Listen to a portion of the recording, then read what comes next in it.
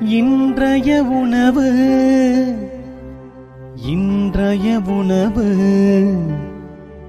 இன்றைய உணவு.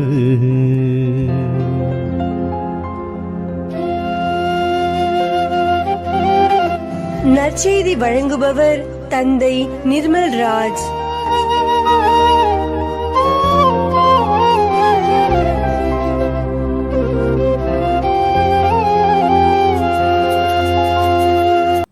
இயேசுவில் பிரியமுள்ள சகோதர சகோதரிகளே, உங்கள் அனைவருக்கும் இயேசுவின் பெயரால் வாழ்த்துக்களையும் ஜபங்களையும் அன்போடு உரித்தாக்கிக் கொள்கின்றேன். இன்றைக்கு யோவான் நற்செய்தி 16ஆம் அதிகாரம் 16 - 20 வரை உள்ள இறை வார்த்தைகள் நம்முடைய சிந்தனைக்கு தரப்பட்டிருக்கிறது. ஆண்டவர் தன்னுடைய திருத்தூதர்களை பார்த்து பிரியாவிடை நிகழ்விலே சொல்லுகிறார், இன்னும் சிறிது காலத்தில் நீங்கள் என்னை காண மாட்டீர்கள், மீண்டும் சிறிது காலத்திற்கு பிறகு என்னை காண்பீர்கள் என்று மறைமுகமாக சீடர்களுக்கு ஒரு காரியத்தை சொல்லுகின்றார். அதை புரிந்து கொள்ளாத சீடர்கள், இவர் தந்தையிடம் செல்லுவதாக சொல்லுகிறார், இன்னும் சிறிது காலத்தில் என்னை காண மாட்டீர்கள் என்றும் சொல்லுகிறார், அதற்கடுத்து சில காலத்திற்கு பிறகு என்னை காண்பீர்கள் என்றும் சொல்லுகிறார் என்று குழம்பி போய் இருக்கிறார்கள். கேள்வி கேட்க நினைக்கிறார்கள்.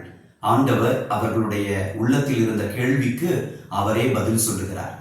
இந்த சிறிது காலம் என்பது திருத்தூதர்கள் இயேசுனுடைய மரணத்திற்கு பிறகு அவர்கள் தனிமைப்படுத்தப்படுவார்கள், அவர்கள் பயத்திற்கு உட்படுவார்கள், அச்சத்திற்கு உள்ளாவார்கள். அந்த நேரத்தை அது குறிப்பிடுகிறது. ஆயினும் ஆவியானவர் வருகிற பொழுது அவர்கள் திடப்படுத்தப்படுவார்கள். அதை பெந்தகோஸ்தே நாளிலே நாம் திருத்தூதர் பணிகள் நூலிலே வாசிக்கிறோம். அன்பிற்குரியவர்களே, அந்த குறிப்பிட்ட நேரத்தை தான் ஆண்டவர் இன்னும் சிறிது காலம் என்று சொல்லுகிறார். நற்செய்தியினுடைய இறுதியில இன்னும் தெளிவாக சொல்லுகிறார், நீங்கள் அழுவீர்கள், புலம்புவீர்கள், ஆனால் உங்கள் அழுகை அக்களிப்பாய் மாறும், உங்கள் துயரம் மகிழ்ச்சியாக மாறும் என்று குறிப்பிடுகிறார். அன்பானவர்களே, இன்றைக்கு நம்முடைய வாழ்க்கையிலும் கூட துன்பங்கள் நம்மை எப்பொழுதுமே வாட்டி வதைக்க முடியாது. சாத்தான் கொண்டு வருகிற துயரங்கள், வேதனைகள் நம்முடைய வாழ்க்கையில் எப்பொழுதுமே கடைசி வரையிலும் இருக்குமா என்றால் நிச்சயமாக இல்லை என்றுதான் நாம் புரிந்து கொள்ள வேண்டும். ஆண்டவர் தீமைக்கு மீது அதிகாரம் உண்டு, அழகையின் மீது அவருக்கு அதிகாரம் உண்டு. நம்முடைய வாழ்க்கையில் எப்பொழுதும் அவர் நம்மை காத்து வழி நடத்த தவறுவதில்லை. அன்பானவர்களே, இந்த சிறிது நேரம் என்பதை நம்முடைய இந்த உலகத்தில் வாழக்கூடிய 20, 40, 60, 80 ஆண்டுகளை கூட நாம் எடுத்துக்கொள்ளலாம். நம்முடைய வாழ்வு எப்பொழுது முடியும் என்று நமக்கு தெரியாது. ஆனால் இது சிறிய காலம்தான். நாம் ஒன்றும் 90, 100, 200 ஆண்டுகள் வாழப்போவதில்லை. பேதுருவுடைய முதல் திருமுகம் 1 அதிகாரம் 24வது வசனத்தில் நாம் வாசிக்கின்றோம், மானிடர் அனைவரும் புல்லே ஆவர். அவருடைய வாழ்க்கை வயல்வெளி பூவை போன்றது.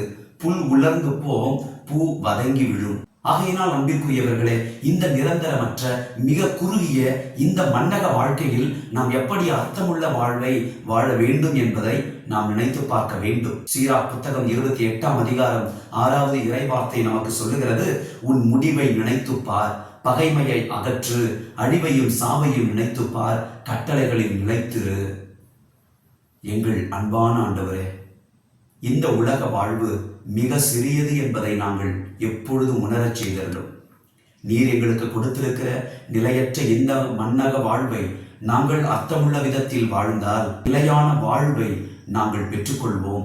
உம்மோடு என்றென்றைக்கும் விண்ணகத்தில் வாழ்வோம் என்கின்ற நம்பிக்கையில் இந்த சிறிது கால வாழ்வை நாங்கள் பொருளுள்ள விதத்தில் கடந்து வர செய்திருந்தோம். இயேசுவின் நாமத்தில் ஜெபிக்கிறோம் தந்தையே, ஆமென். God bless you.